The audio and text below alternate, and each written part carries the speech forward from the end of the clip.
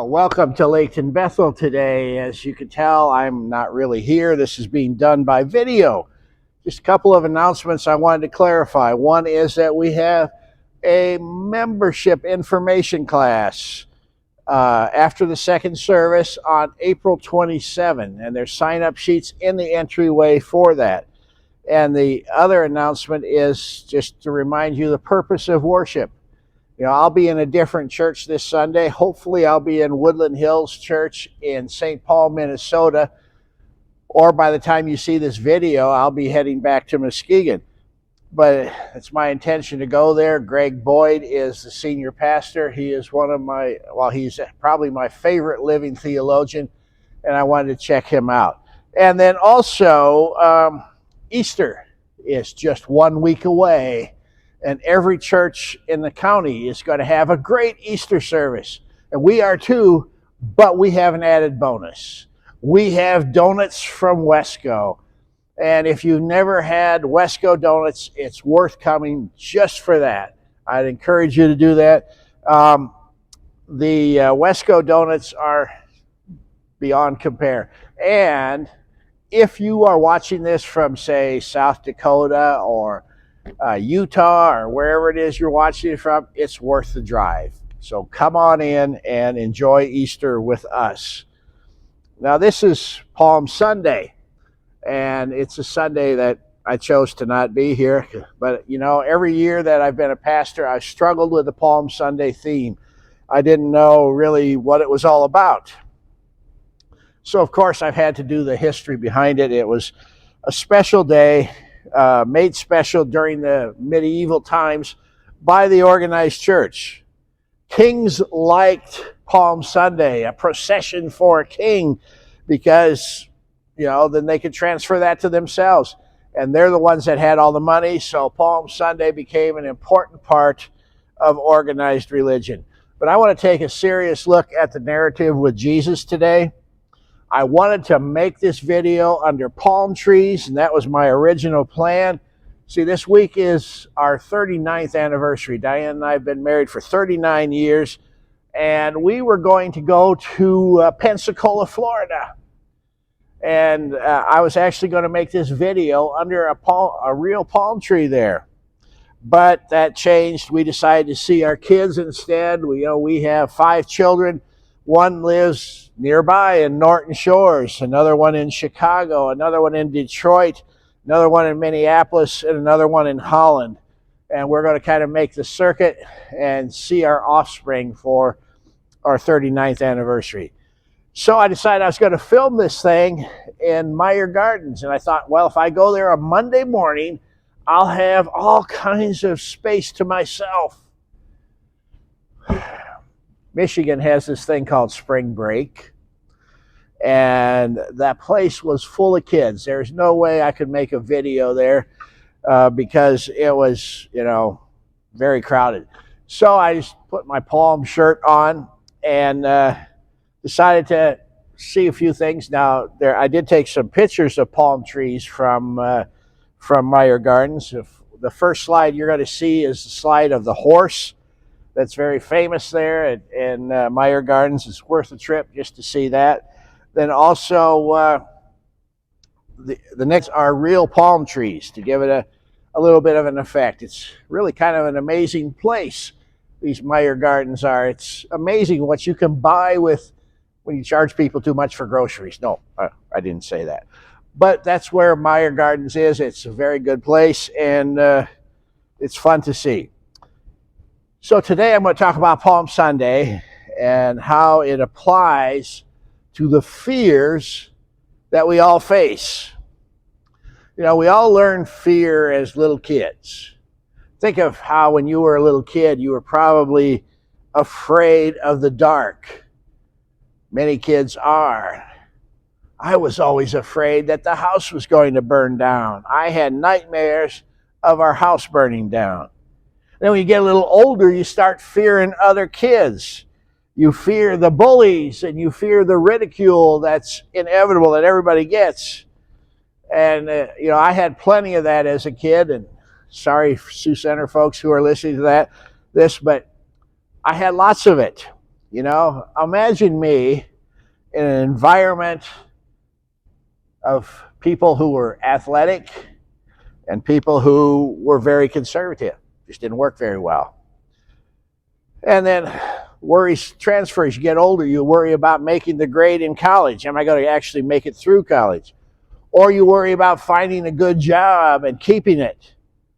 Or if you go into the military, will you survive the military? Or if you get married, will you make your marriage work?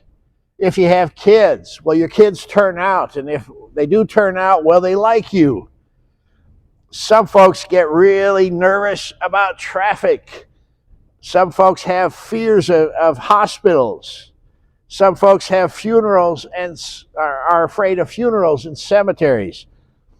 I was horsing around online and I found this thing on the top 10 fears of 2024 from Chapman University. Did a survey on that. And the number one fear was corrupt government officials. Well, I've never really been afraid of that because I just assume government officials are corrupt. Then there's the fear of people you love being seriously ill. Cyber terrorism, I had to look up what that was. People I love dying, that's a real fear. Russia using nuclear weapons, I don't worry much about that. Not having enough money for the future is a constant worry for everyone. The U.S. becoming involved in another world war. North Korea using nuclear weapons, a terrorist attack, or biological warfare. Those are the top 10 fears of 2024. But you know, fear sometimes dominates our lives. And fear is a bad ruler. Fear is a bad king. And it may be time to switch kings. So today we're going to look at the Palm Sunday parade in a different light. I want to retell the parable that Jesus told just before going into the Jerusalem and the Palm Sunday parade. It's one of my favorite parables, and Luke's version, which we are looking at today, is a little different than Matthew's version. And I think the reason for that is Jesus probably told this parable more than once. But it's a story about a nobleman leaving to be crowned king. Now, the first audience that heard this story would see that as normal, because as you know, Israel was occupied by the Romans at that time, and quite often what would happen is the Romans would select somebody to be kind of a puppet king under Caesar, and then this person would have to go to Rome to be crowned and then come back and be the official king. So this king is getting ready to go to Rome, and he has 10 servants that he gives 3 months' wages to each and tells them to invest this money while he is gone. Now, people didn't like this nobleman. They didn't want him to become king, and so they grumbled quite a bit about it. But one of the servants took that 3 months' wages and whatever he did with it, he multiplied it times 10. And so when the nobleman came back as king, he said, "Good for you. I'm going to put you in charge of 10 cities. Well done, my good and faithful servant." Second servant made 5 times what the money was worth. And so again, the king said, "I'm going to make you governor of 5 cities." The third servant hid his money in the ground and didn't earn a thing with it. You know what happened to him? Well, the king said, "You are a wicked, lazy servant. You didn't use what I gave you." And he kicked him out. He gave his money, his 3 months' wages, to the one who multiplied it times 10. Now, the point of this parable is that you need to use faith and not fear as the basis for making decisions. I've made a lot of really bad decisions based on fear, and I'm sure many of you can identify with that. The next part of the narrative is the Palm Sunday story. This is from Luke chapter 19. You can read it later if you wish. Here's how this reads. After saying these things, meaning the story of the of the money, Jesus headed straight up to Jerusalem. When he got near Bethphage and Bethany at the mountain called Olives, he sent off 2 of the disciples with instructions. Go to the village across from you. As soon as you enter, you'll find a colt tethered, one that has never been ridden. Untie it and bring it. If anyone says anything, asks, "What are you doing?" say, "His master needs him." Strange detail. I pondered why in the world that was kept in the story. But here you have the colt of a donkey who's tethered but has never been ridden. That means, at least in Iowa parlance, his halter broke, but not saddle broke. You could lead him around, but you couldn't get on his back. It would have been really tough to ride this thing unless it was extremely tame, which would be very unusual too. So the passage goes on. It says this: the 2 left and found it just as he said. As they were untying the colt, its owner said, "What are you doing untying the colt?" They said, "His master needs him." They brought the colt to Jesus, and throwing their coats on its back, they helped Jesus get on. As he rode, the people gave him a grand welcome, throwing their coats on the street. Now imagine throwing coats on the back of an untrained donkey. That would freak the donkey out. He would be scared. He would have a problem with that. But this one didn't. Jesus was able to get on him and ride him, which is a miracle in itself. Then it says they threw their coats on the street, which was a common custom to welcoming people, especially kings, into their community. Now again, we have to think about the donkey here for a minute. Donkeys are, not the same as horses, but they have lots of similarities. When I was a kid, I did a lot of things in 4-H with a horse, and one of the things that we had was called a Western pleasure competition, where we'd saddle up our horses and then we had to make them walk and then trot and then canter and see how we did basic horse handling. And then there was kind of an obstacle course. We had to make the horses jump over bales of straw, which wasn't too difficult, and walk through tires and so forth. Now, one of the things that we had to do with this Western pleasure class was make the horse walk over a tarp that was lying on the ground. I had this old mare that I had trained perfectly to do that. I rehearsed it. But the problem was the Western pleasure competition was at night in an arena, an outdoor arena, and the lights shone down on that tarp, and the tarp looked differently. And that old horse that I had wouldn't have anything to do with that tarp. Nothing I could do to make her go on it. I'd get up to it, she'd start bucking. She did not want to go on that tarp, and so I didn't do very well in the competition.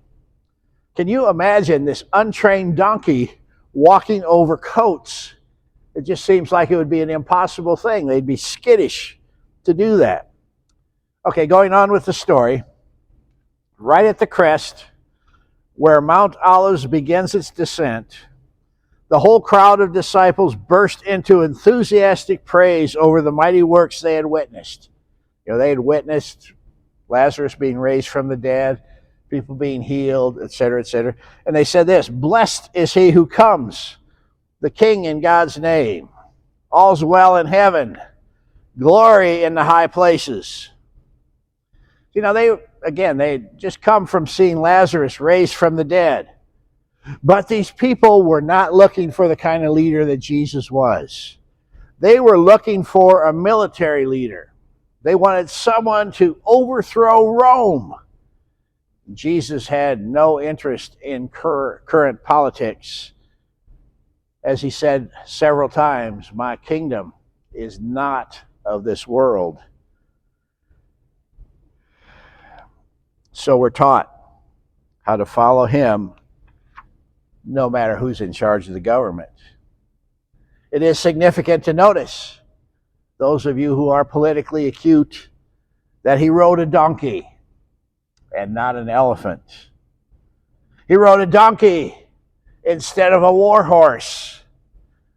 The generals who came in, the conquering generals, they all rode a war horse that looked kind of like the stallion at the Meyer Gardens. That's what they would have rode in on. Jesus on a humble, small donkey, the colt of a donkey. The narrative goes on like this. It says, some Pharisees from the crowd told him, "Teacher, get your disciples under control." But he said, if they kept quiet, the stones would do it for them, shouting praise. See, the Pharisees were afraid of Roman reprisal.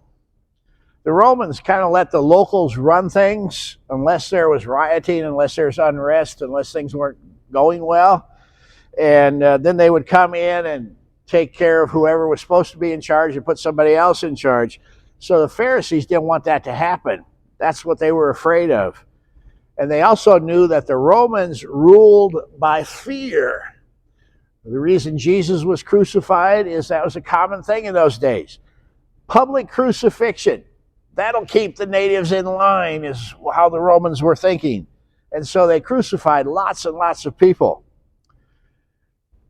in order to keep these people, serving them out of fear. But Jesus was the king who ruled by love. To Jesus, a leader is a servant. And if the people didn't sing his praise, he said, well, the stones will shout. I couldn't resist putting that in this particular slide here. But Jesus also said other things about his kingdom. One that's from Matthew chapter 11 that we need to look at today. It reads like this. It says, then Jesus said, come to me, all of you who are weary and carry heavy burdens, and I will give you rest. Take my yoke upon you.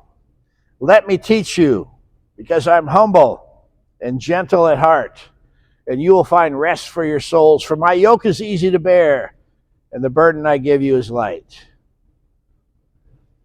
Fear is a heavy burden to carry, and fear is the devil's invention. Fear is how the devil's governments rule. Fear was how the Romans ruled. Jesus' rule is without fear.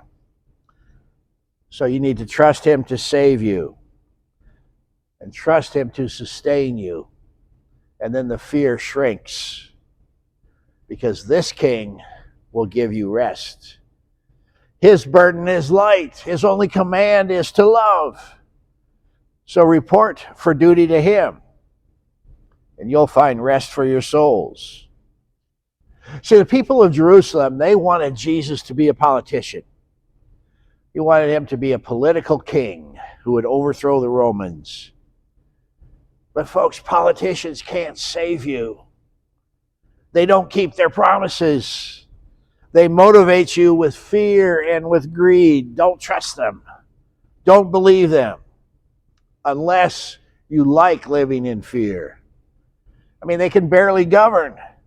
And they want power, and they want riches, and they want headlines. Jesus wasn't about that. And when they found out he wasn't, they crucified him.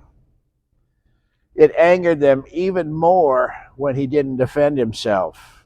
He had to go. He was a threat to those who motivate by fear. Now, what this tells me is not to fear anything in this life, because he's got it. You don't have to fear cancer. We've been through that. You don't have to fear anything having to do with health. 40 years ago, I feared my lack of ability to be a pastor. I know there's going to be some remarks about that to this day. But I was very much afraid I was not going to be able to cut it.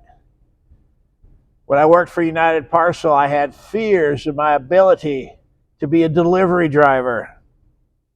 We all have fears about money issues. And right now we have fears of our investments going south or our relationships going south. Those are common fears. And along with, you put that alongside of death, which we're all kind of afraid of. That's fear of death is a big one for many people. But we can trust Jesus on that one too. He's got that too. So we get in the chair, just as the chair, we trust the chair to hold us up. So we trust Jesus to save us. Trusting him will not solve all of your problems.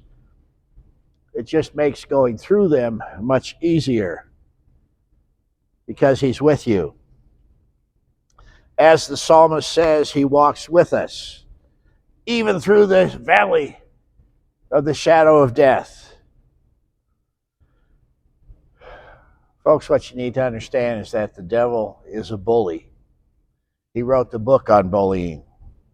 And he has politicians in his pocket, and they rule by fear. You don't need to fear anything. Just follow Jesus. He is the rightful king. He's got this. And you'll find rest and peace for your souls. Let's believe this good news and live in peace. As always, thanks again for joining us. We have 2 services on Sunday morning, and if you're in town, we'd invite you to come. One's at 9 o'clock and one's at 11 o'clock. And if you wish to support Laketon Bethel, you can go to laketonbethel.org and follow the steps there on our website. Or you can just look at this QR code, scan it in with your phone, and you can give through Secure Give, and all your gifts will go directly into our account. Thank you so much, and we'll see you next week.